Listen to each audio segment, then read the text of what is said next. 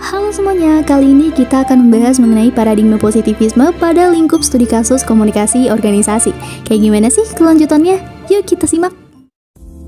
Pertama, kita akan membahas mengenai pengertian paradigma positivisme. Apa itu paradigma positivisme?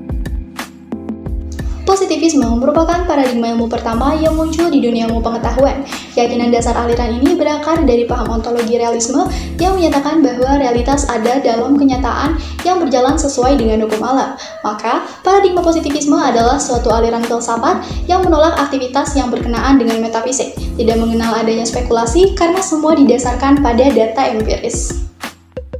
Lalu, siapakah penemu paradigma positivisme? Tokoh positivisme adalah Auguste Comte dan John Stuart Mill. Auguste Comte adalah bapak sosiologi dunia yang lahir di Montpellier pada tanggal 19 Januari tahun 1798. Berkat teorinya, sosiologi dapat menjadi ilmu filsafat. Beliau juga pernah membuat buku yang berjudul The Courses of Positive Philosophy. Adapun John Stuart Mill adalah seorang filsuf Inggris yang lahir di London pada tanggal 20 Mei tahun 1806. Beliau juga pernah menjadi salah satu pemikir paling berpengaruh dalam sejarah liberalisme klasik. Paradigma positivisme lahir pada abad ke-19. Pada perkembangan tahap terakhir berkaitan dengan lingkaran Wiener, dengan tokohnya yaitu Honorat, Carnap, Schlick, Frank, dan lain-lain. Lingkaran Wiener adalah suatu gerakan dalam aspek filsafat yang bertujuan untuk mencapai filsafat ilmiah, serta menghapus proporsi-proporsi yang tidak sesuai dengan prinsip ilmiah. Selanjutnya, kita akan membahas mengenai ciri-ciri pada paradigma positivisme.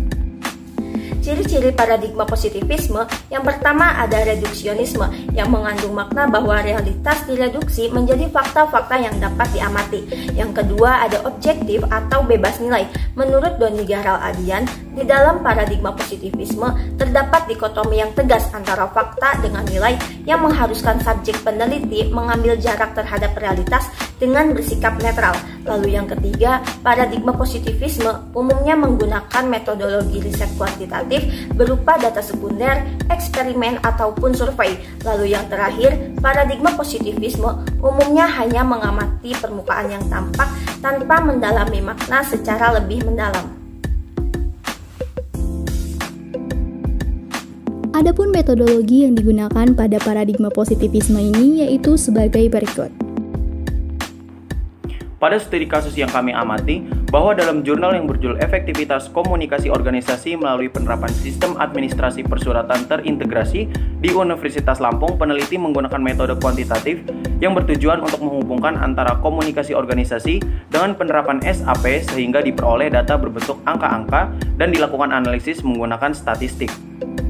Awal dari paradigma kuantitatif adalah ide-ide positivisme.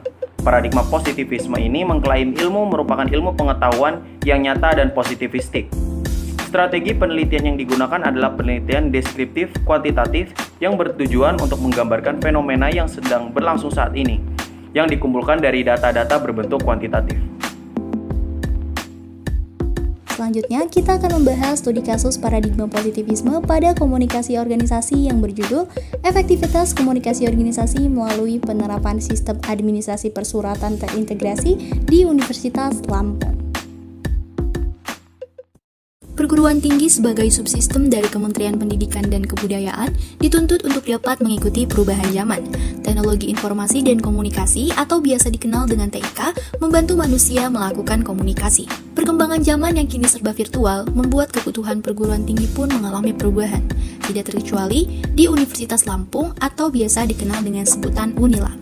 Unila merupakan perguruan tinggi yang berdiri sejak tahun 1965 di Provinsi Lampung. Universitas ini tentu akan memberikan pelayanan pendidikan yang maksimal. Sejak tanggal 30 Maret tahun 2020, sistem administrasi persuratan telah diresmikan oleh Rektor Universitas Lampung agar dapat digunakan dan dimanfaatkan untuk administrasi persuratan di Unila.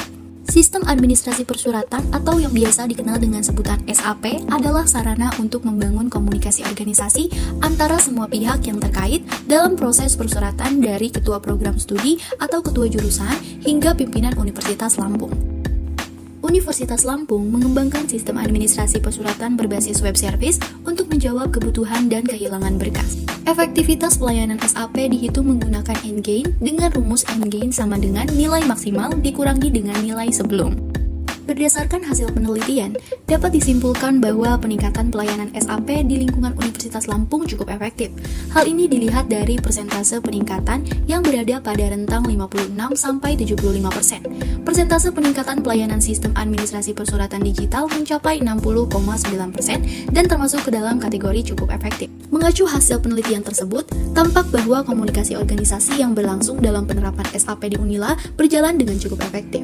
Hal ini terjadi melalui adanya komunikasi antara atasan dan bawahan sehingga dapat terjalin kerjasama yang baik yang disampaikan salah satu user bahwa baik pimpinan ataupun staf yang memperoleh surat masuk langsung menginformasikan dan menindaklanjuti surat tersebut kepada rekan kerjanya. Komunikasi tersebut meningkatkan kinerja user SAP di Universitas Lampung. Penerapan SAP di Universitas Lampung ini tentu menghemat biaya dan waktu pendistribusian surat atau informasi.